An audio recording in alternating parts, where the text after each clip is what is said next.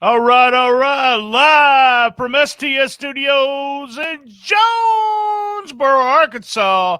I'm BT, and I got my co-host with the most, RynoJB. How the hell are you, Rhino? I'm doing great. How are you doing today? Oh, doing good on a Saturday afternoon. This is 11 shows. You missed one because of WrestleMania, but man, we're getting better. Let's see if Memphis Wrestling's getting better. We have a show to review, but first, foremost, WTF we had this past week, and also Austin Lane.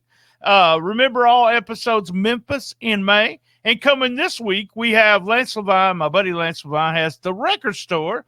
And on Tuesday, you're going to love this, Alan Steele stops by for 20 minutes for conversations. And then on Thursday, we review a WWE pay-per-view that happened in Memphis, Tennessee, and we answer, was it really that good? I'll have Gene Jackson and also Brian Thompson, who was there live. Put over your Twitch channel, man. What's going on?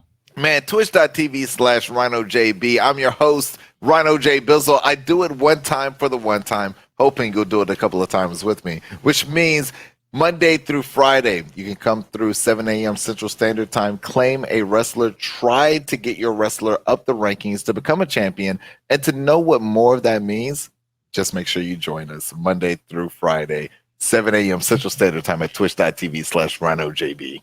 And I've been in there a couple of times, and Rhino has a great time. I remember the first time I went in, I was floored at the interaction of the people that's there. I was floored. They were giving me free gifts and all kinds of stuff, and not familiar with Twitch. I've watched my middle girl on Twitch, but that's about it.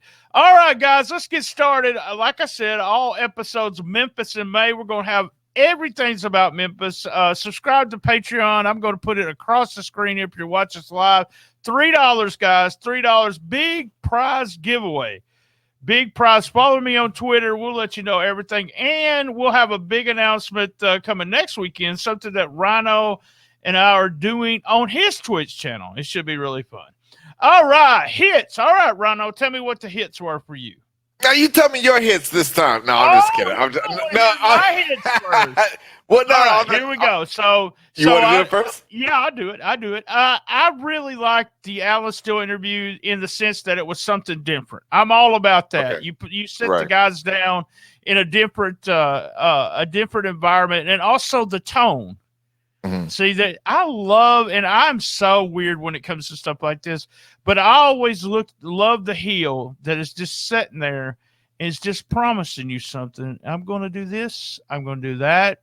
And Alan also, he was mad about not being in the Cobra Cup. He let everybody know that. So I love that part about it. And then putting over Jerry Jarrett. He put it over without actually saying Jerry Jarrett's going to be there Monday night, blah, blah, blah. He said Jerry Jarrett's going to hand the belt over to the winner, and it's going to be, I love that kind of stuff.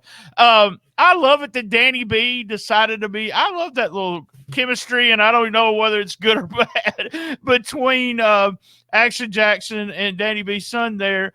But I love Danny B, where he reached out and grabbed a number. I like the King and Queen's new look. I thought it looked good. I love that stuff.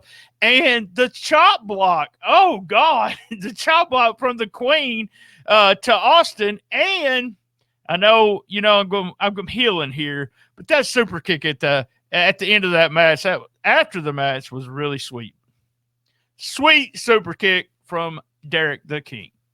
All right, give me your hits. Right on the money from Derrick the King. For your boy, I got a few hits. When it comes to the hits, for me, I guess I missed it, but I didn't realize that men and women are both allowed in the Grind City Rumble, even if I made a comment on it a week ago. I didn't realize. When I heard that here this week, I put it into perspective here. You have the men and the women both allowed to the Grind City Rumble. There was a comment that was made, and I can't remember who exactly was on screen at the moment, but the comment was made that she could be the first heritage champion. That blew my mind, especially as a WWE fan, where when it comes to a Rumble and a woman winning a men's championship, or what was perceived to be as such, that Intercontinental Championship with China, could we see a woman win the Heritage Championship for the first time ever? I mean, wow. In my mind, like, that is huge. So that was a real hit for me. Another hit for me, a little side jab, the love for Arkansas. Every week we got to mention the love for Arkansas. We got to make sure that we mention that, hey, look, Memphis loves Arkansas. Shout out to Maria Starr and all of her love for Arkansas, and Dustin, all of his love for Arkansas. We got to make sure that we remind Arkansas about that. That was a hit for me this week because it happened again. Also, another hit for me, the promos. I feel like the wrestlers are getting more comfortable with their position on screen, with what they're doing, who they're working with. I feel like we're starting to see more and more people gel together, and that we're starting to see more authenticness and not just trying to be something, but we're starting to see their own real selves fused with these characters here with Championship Wrestling from Memphis. And right now, I'm loving the promos. I think it's kind of coming through the promos to see that. So I'm really, really enjoying that. Also, I've got to say, during that matchup, you mentioned it, with the Queen and King versus the Lanes there. One of the things that I love that was a hit for me was that Queen took the initiative to attack Austin Lane in that match. Austin Lane could have attacked Queen at one point in that match, but it was the woman taking the initiative and saying, hey, look, if you're not going to do it, I am. Which makes me feel like you never know what you might see here in Championship Wrestling, especially in the future. If it was the same scenario that happens again, would Austin Lane actually say, hey, you know what? I'm going to go ahead and take this attack, especially since we saw that super kick from Derrick King. Derrick King did not hesitate on the moment to say, hey, look, I'm going to lay this woman flat on her back. You're in these ropes. You're in this ring. You're in the ring with the king. And when you're in the ring with the king, you better expect a thing or two. And we saw a super kick out of this world. Shout out to Derrick King. That was good for me. Another hit, man, Big Swole, Justin Cole. And let me tell you why Big Swole, Justin Cole was a hit for me. When I was watching the show go down, when Mechlakov started the top rope challenge, I thought that Big Swole was going to start the thing. When I didn't see Big Swole, I said, all right, I guess Big Swole's not going to be a part of this one. Came out as the last one. It was a hit. And not only did he come out as the last one, he got the W. So for me, that is a hit for your boy. All right. So we're going to talk about misses. Let me talk about my misses first here. Camera angle missing, some finishers, some moves that the Young Goats did. We've had 2 weeks of camera angles missing what's going on. They can fix that stuff. If you got 2 cameras, then you use the other view. I'm not sure how that's set up.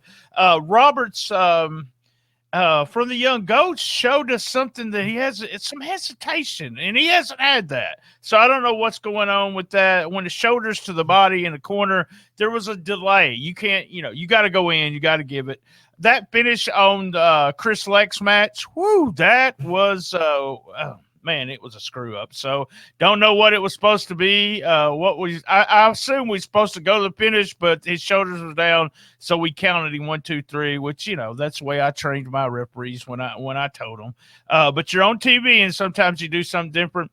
The super kick was beautiful, but if you're watching like I watch, Nikki got out of the ring, walked around the ring a little bit, and then decided to get back in the ring to take pretty much just to take the super kick, because I know what happened. She got out of the ring and said, oh shit, I'm supposed to be in the ring, so I take that super kick.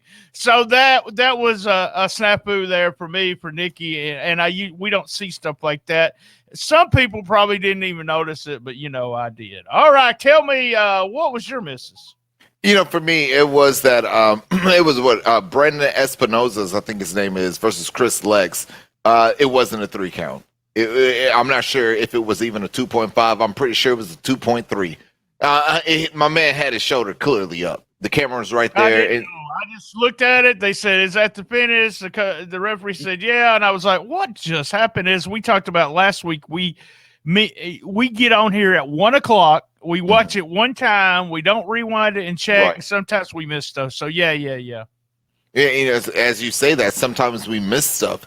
But this wasn't something that either one of us missed in this one. Right, I don't think anybody missed this one. It wasn't a 3 count. It just straight up wasn't a 3 count. And I don't want to see any other matches from any promotion, for that matter, not just from Championship Wrestling from Memphis, but I would hate to see that clearly this person's shoulders were up before the count of 3, way before the count of 3.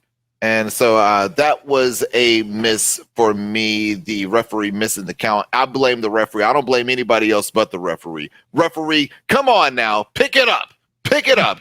Another one for me, Mike Anthony versus Precious. I thought it was too quick. That matchup right there, it started with that Grind City Rumble.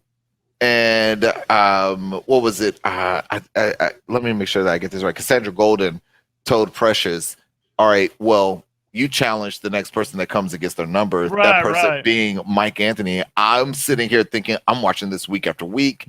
Precious is very slick, very, very cunning, very can find a way to get a win or cry about not getting the win. Mike Anthony has gone to war already with a wrestler here in Championship Wrestling. And I thought that this match would have a little bit more to it. It's a miss for me because it didn't have that something more to it. It had exactly what I thought would happen, which is Mike Anthony getting a dominant victory over Precious. But I thought maybe, just maybe, there might be a twist. Maybe Cassandra Golden actually helps Precious, being that Precious has been the reason why Cassandra Golden and Triple R, Remarkable Ryan Rembrandt, haven't been getting W's. And maybe they would help Precious get the W, maybe. Or if there was something else, maybe Big Swole Justin Cole came out because he's at wars with Mike Anthony. But it went down the way, hey, look, if it was going to go down straight up, the way that it should have, Mike Anthony getting a very dominant victory there. Real quick. All right, MVP, what do you think? What do you think, Rhino? MVP this week? Man, I think I am going to give it to Derrick King with the super kick to Nikki Lane there.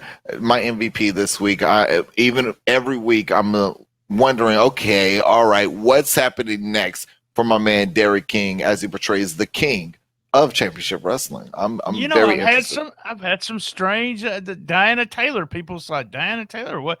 You gave her MVP? I said, I love the 2 DDTs. I love the idea she's improving. So I'm giving the MVP this week to Meklikoff. Can you believe it? Yes. Yeah, I love that. I can't believe it. He went ahead and made a top rope challenge. That's how confident he's feeling. I love it too. The whole build up of him throwing guys over and them making, I said, I was talking to the wife at the time, and I actually said, look, they need to keep bringing people out. And I thought that's the way they were going to end it. They fooled me and ended it with Swole sending him over. But yeah, he gets a big pat on the back. I actually love the way they set that up. So them two guys are going to go at each other again. So what you looking forward to? And before, I want to make a quick statement here. I had people texting me. I had people actually putting in Facebook Messenger. They said, Hollywood Jimmy Blaylock was on that episode. Why didn't you say anything? Do you got heat with Jimmy? And everyone knows that I had a website once and Jimmy had a website. I don't have heat with Jimmy Blaylock, guys. But here's the Jimmy Blaylock character I like. I've liked it so far. I like it in limited. So he needs one wrestler. He doesn't need a stable, and he can do it. He can be a great manager. But no, we didn't. I didn't look over him. He was also on this week's version. And with Jimmy, we just had to sit back. I'll have to sit back and say, hey, did I like that run he had with who he's got, blah, blah, blah kind of thing. So there we go. I talked about Jimmy Blaylock. I hope everyone's excited.